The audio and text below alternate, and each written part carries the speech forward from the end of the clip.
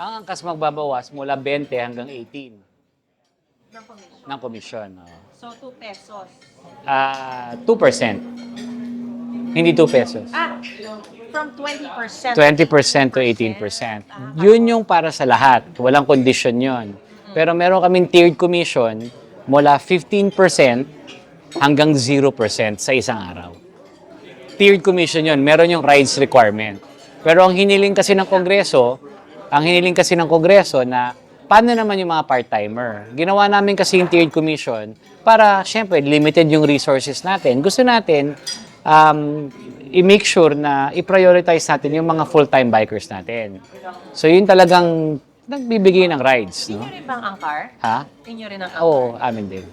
Pero ang difference lang doon sa 4 wheels, 2 wheels. So. Pero bago pa lang yung cars namin. Yes. Ang car is Yes. 4 wheels. Correct. Tapos Correct. ito, so, yung sinasabi nyo, kapag sila ay nagtatlong rides or 4 na rides, which is roughly 1 to 1.5 hours, mababalik nila yung kita nila dun sa dagdag na gasolina. Thereabouts, yes. Isang oras. Dun sa maikli kong map, So, yung 18% commission na pagbaba mula sa 20% sa lahat ng ride, wala itong condition o quota. yes. Ano na? Oh. Tas- Yung 15% meron. After 8 rides, makakamit mo yung 15%. Period yan, graduated yan, hanggang 0% yan. Pero ang sinasabi nito kahapon ng mga congressmen, Huwag nyo na lagyan ng kondisyon, magbaba na kayo ng komisyon. hira kayo for not cutting commission. Hindi naman. Nagkaroon lang ng konting Representative Brian po, pinagpapaliwanag ang TNBS kaugnay sa mga reklamong babawasan ng commission nila para Actually, madam, all platforms yan is pinost niya lahat ng platforms sa social media na. Siyempre, marami nagreklamo. Number 1, mahirap magbase sa social media kasi hindi naman po natin alam sino yung nasa social media. So, ang usapan namin po ni Kong Brian, pati ni Kong Rog, na pag-usapan natin yung mga nagrereklamo, pakinggan natin yung mga reklamo nila at tingnan natin kung anong magagawa natin. Pero sa amin kasi, sa experience namin, itong ginawa naming graduated or tiered commission in consultation to with the bikers. So sa aming experience, masaya mga bikers namin. Pero since pinost niya lahat ng platforms, hindi ko alam kung sino nagrereklamo, kay Angkas ba, kay ano ba, who knows. Pero regardless of that, inunahan na po namin yung mga ibang platforms, binababaan na namin yung commission namin without any conditions. Okay, sige. As per the call of Congress. Sige. Yeah. Simulan na natin. Sige. Okay. Sir, konti ka lang dito. Konti. Okay. Alright.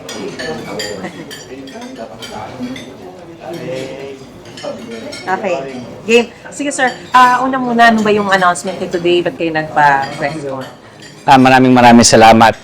Ako po, rini-reiterate ko lang po yung sinabi po namin sa Kongreso kahapon dahil po sa hiling ng Kongreso na babaan po yung aming komisyon na wala pong kondisyon ng mga rides. No? So, nag-usap-usap po kami sa Angkas at in coordination with Kong Rog Gutierrez of One Rider Party List and Kong Brian Lamazares of FPG Party List, nagdesisyon kami po na ibaba yung commission namin from 20% down to 18% sa lahat ng bikers. Kahit isa lang po ang ride mo ng isang taon, ma-apply po yung commission. This is on top of yung existing tiered commission system namin na depende sa rides mo sa isang araw, yung commission mo bababa mula 15% hanggang 0% po kada araw. Ano yung 20% to 18%? Ito po para sa lahat. Walang condition po yan. Yung 15 to 0%? May mga condition po yan, tiered. Depende sa number of rides mo, bumababa po yung commission. Ano ang implication nito sa mga yung mga angkas? Mas tataas po yung take-home pay nila. So tayo naman po, hinahabol po natin yung kawalan ng income ng ating mga bikers dahil sa pagtaas ng gasolina. Bakit ninyo ginagawa to? Anong specific na complaints ang nakarating? Hindi naman po complaints. Ito po is part of, the President's call, no, for a unified and coordinated response kasama na rin po yung hiling ng Kongreso na kung anong magagawa ng pribadong sektor katulad ng angkas na mas mapataas yung kita ng ating mga bikers. So mas liliit po yung kukunin naming komisyon. Magkano ba normally ang nauuwi ngayon ng mga riders? So, basihan na rin po natin sa gasolina po, no, sa full tank. On average po, ang motorsiklo, roughly around 5 liters po yan for full tank. Which is how much? Kung dati po, 50 pesos per liter, mga 250 po. Depende rin po yan sa tangke, no? So, sabihin na natin 250. Ngayon po, at 100 pesos or 90, depende, 92 to 98. Madali lang po yung math natin, umaabot ng mga 500 pesos po yung full tank. So, doon sa 250, kung titinan po natin yung isang ride, usually po mga 100 pesos yan, 80 pesos po nakukuha nila, parang kulang-kulang po mga 4 na rides nang nawala sa ating bikers. So that's roughly around 1 hour and a half. Kaya dito po sa ating scheme, mula 18% hanggang 0%, pag ito po ay na-apply po ng biker, mas mabilis po nila na mababalik yung kanilang nawalang rides or nawalang kita sa mas lalong madaling panahon sa kada araw. Is there a time frame to this? We're looking at this on a daily basis. To tell you honestly, medyo mahirap din po to para sa amin. Ngayon lang po talaga kami nakaraos. Alam niyo naman po na pinaglaban po natin tong industriya na to. Sa umpisa po, 3 beses po tayo napasirado kada taon. Pagtapos po nyo, yung June 2019, yung nagka-pilot tayo, ilang buwan lang po nakalipas, nagkaroon ng pandemya, 2 taon po nakatenga ang transportasyon.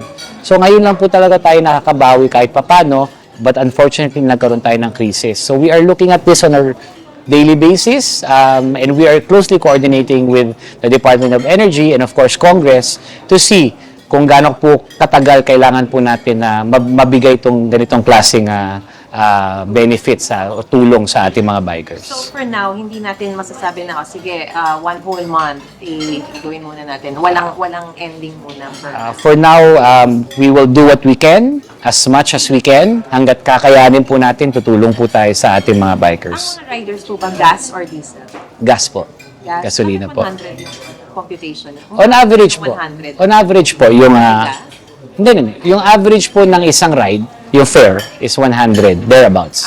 Okay. Apo. Pero in terms of yung yung liter na binabayaran nila for gas. 90 plus. Magkano ang dapat na take home nila, and because of the crisis, magkano na? Yun nga po. So, lumalabas po na nababawasan po sila ng 250 pesos. On a daily basis. On a daily basis. Kasi po, mula dati na 50 pesos po, just for easier math, no? Para lang madali natin makompute. 5 liters, 250, at 50 pesos per liter, 250 po. Ngayon po, nag-100 na po. Of course, nagkaroon po tayo ng konting rollback. Kulang-kulang po mga 500 pesos. So, 250 po yung nawala sa kanila. Ito na po yung kaya nyo lang mabigay sa mga partners ninyo, sa mga riders. Hindi lang po, meron din po tayo mga karagdagan na incentives, no? Marami po tayo, may daily po tayo, may weekly po tayo. Ano yung incentives? Iba-ibang incentives. Pag nakahit kayo ng ganitong klaseng rides, magkakaroon po tayo ng karagdagan na cash incentives na binibigay sa kanila. Meron din po tayong partnerships with the gas stations for additional discounts for our biker partners. At syempre po, bumibili rin po tayo ng gasolina, gas vouchers, diretso po sa mga gas station partners natin at binibigay po natin yung incentives to our riders. May mga conditions for them to be able to give those incentives? Meron naman po. Like I said, ang priority po talaga natin, yung mga dumidepende solely para sa angkas, para sa kabuhayan nila. Pero ngayon po, pangkalahatan, binabaan po natin yung commission natin to 18%. Oo. So, itong binigay nyo ngayon, kailan nyo sinimulan? Monday po. Magsisimula ngayong Monday. Itong Monday po na to. Kahapon lang naman po hiningi na ng Kongreso. Oo. Nag-usap-usap po namin, in-announce po namin kagabi sa aming mga biker partners at nagpe-prepare po kami na ma-implement to. So Monday po, may implement na po to para sa lahat ng ating mga bikers. Kailan pa ba nila mag-apply? Hindi na po. Hindi na Matic po. na yun. Automatic na po siya. Automatic na yan. Opo.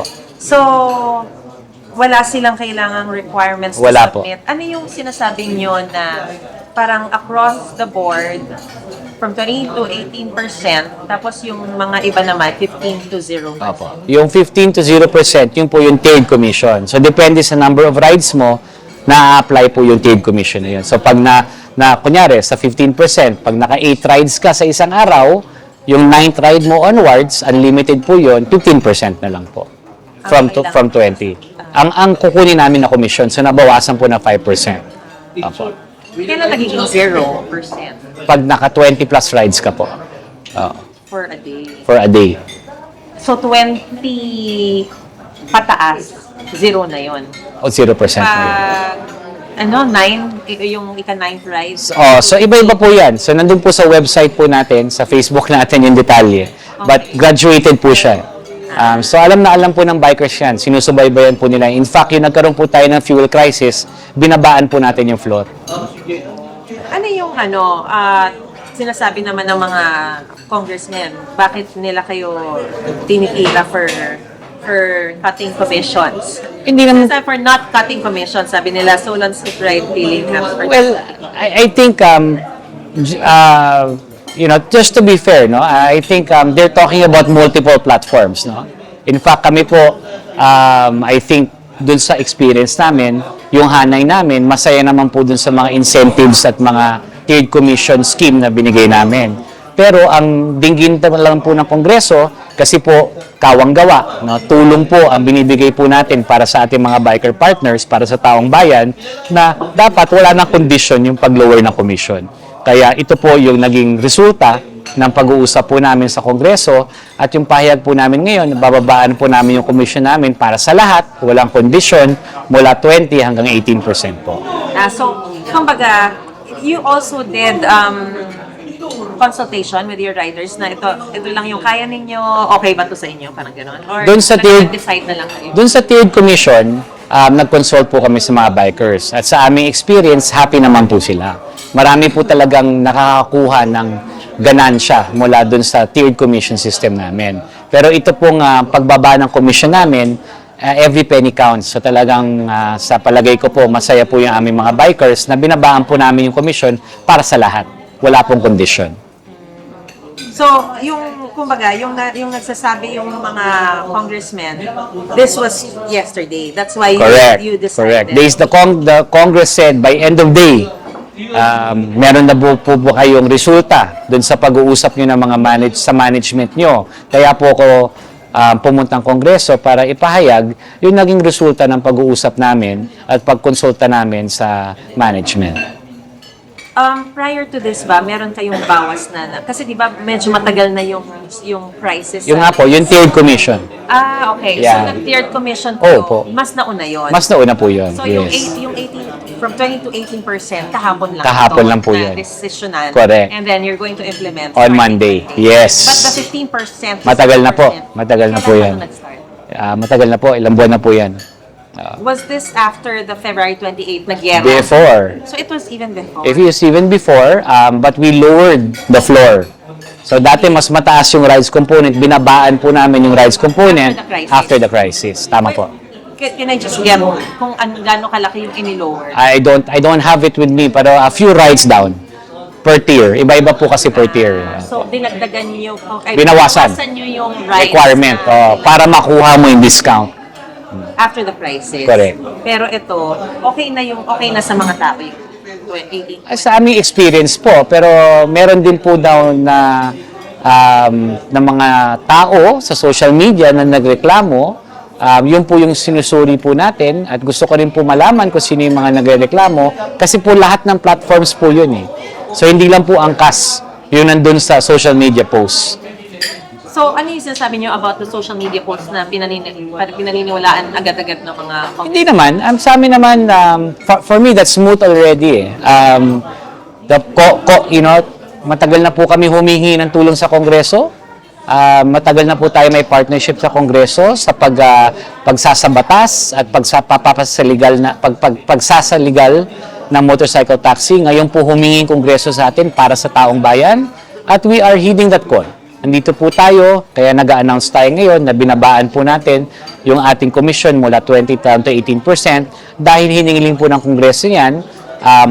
Nakipag-usap po tayo, nakipag-unayan po tayo kay Transport Committee Chairman Congressman Franz Pumaren kay Kong Rog Gutierrez ng One Rider Party List at kay FPJ ang Party List Representative Congressman Brian Paul Amazares. So nag-usap po kami doon at kahapon po doon sa committee hearing under Chairman Miro Kimbo, in-announce po namin na pagbaba ng komisyon namin para sa lahat ng bikers. Gano'ng kalaki yung impact naman ito, yung losses naman ito sa inyo? Ako, masakit po.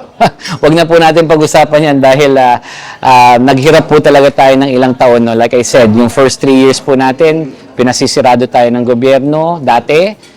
Yung naging legal po tayo, nagkaroon ng pilot program.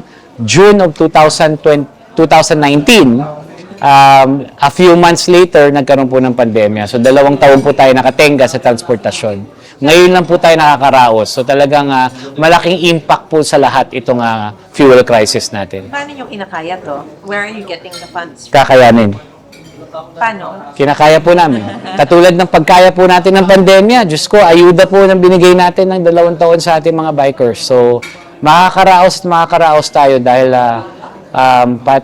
basta meron tayong isang komunidad na nagtutulungan at meron tayong pananampalataya sa Diyos, makakaraos po tayo sa kahit anong krisis. How about sa Angkar? How much are you reducing the commission? Actually, 10% na po yung angkars. So, reduce na po kami from the onset, from the get-go, 10% po talaga yung binibigay namin. 10%, Ang commission na kinukuha po namin. 10% lang. Yes. Pero hindi na kayo nagbawas. Bawas na po yun. In fact, yun na po yung pinakabawas. This was from the beginning, sabi nyo. Correct. This was not after the crisis. Yes. On Pero bago fuel. lang naman po yung angkas eh. Angkars. Bago lang naman po yung angkars. That was actually the time of the crisis na nag-launch po tayo. Okay. Yeah. So, hindi nyo na kailangan magbawas pa doon? I don't think so, yes. Hindi nakakayanin? Hindi nakakayanin, madam. Okay. So, yun, walang tiered yun. Wala po. May mga incentives po kami, pero I just don't have it off the top of my head. Okay, alright. Sige. Is it the same yung angkas sa mga iba? Like, for example, Grab, Move It. Do you have any idea? We will have to ask them. But I know that kami po, nagbababa na po ng commission. Do you think you have the biggest reduction in terms of commission? I have no idea. Yes. Okay, so hindi lang tutulong sa riders, or sa riders lang talaga, hindi sa mga pasahero. Well, sa ngayon, no? Ito sa mga pasahero kung sakasakali? Well, mas maraming bikers na magkakaroon ng benefit dito at masisigurado po natin na meron tayong laging biker na mabubuk po para sa ating mga mananakay.